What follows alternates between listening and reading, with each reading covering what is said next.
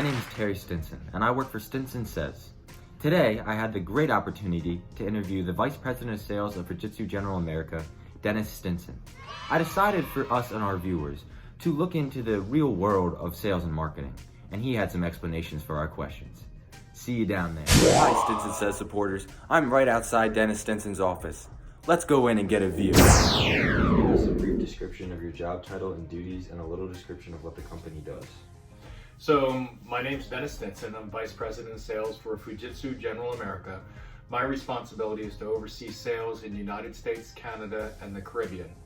Fujitsu General America manufactures and distributes air conditioning and heat pumps in those various countries. What made you interested in pursuing marketing and sales? I was always interested in marketing and sales because I like creating relationships and I like solving problems. Marketing is the ability to create a demand and solve solutions based on customers' needs. How have you seen marketing and sales evolve from the beginning of your career to present? It's evolved considerably. I've been doing it for some time. The main differences are the speed that things are happening.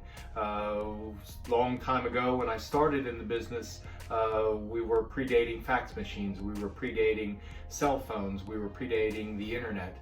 So now all of that seems very commonplace, but the information and the technology is moving much, much faster, and we deal with people that are considerably more informed than they ever were before.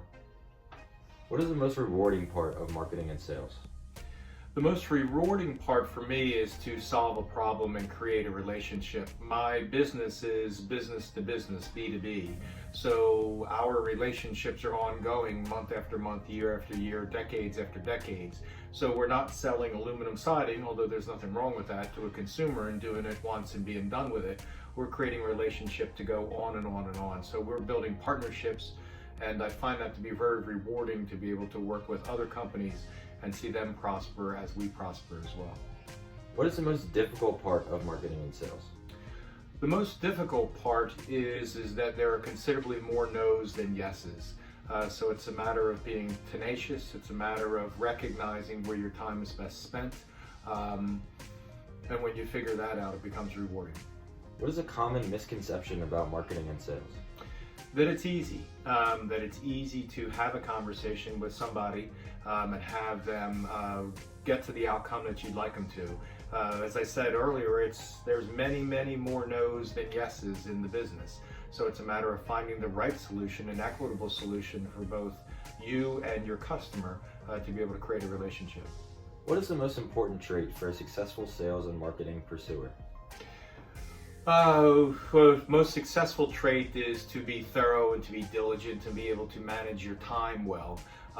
So being thorough and giving people the information that they would expect to get to be able to make an informed decision.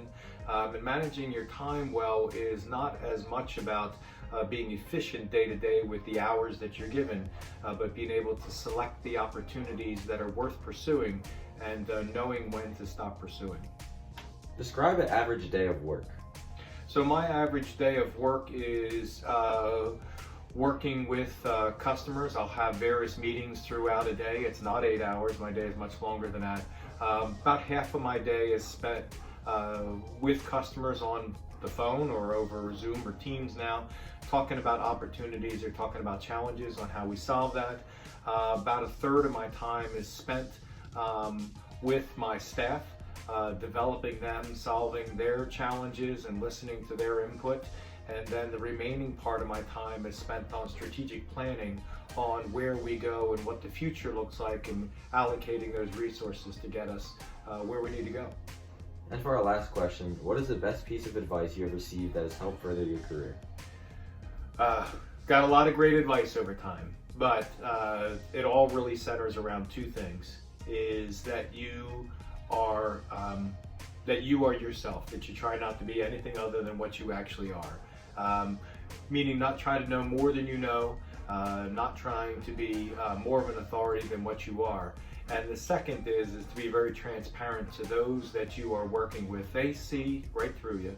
So if you are not true and honest and straightforward with people, they see it. So staying within your lane, knowing what you're capable of, under promising and over delivering, is a pretty good trait to have in sales and marketing. Thank you for your time. Wow. Inspiring words. Well, that's all, folks, for Stinson Says. Thanks for tuning into our special episode. We hope you get a further knowledge on the real inside of marketing and sales with our help of our great friend, Dennis Stinson. Thank you for tuning in, and thank you for this being my 20% time project for FCS, because shadowing my dad and interviewing helped me understand the real world of marketing and sales, and now lets me ponder on the fact if I'd want to continue it or not. Thank you.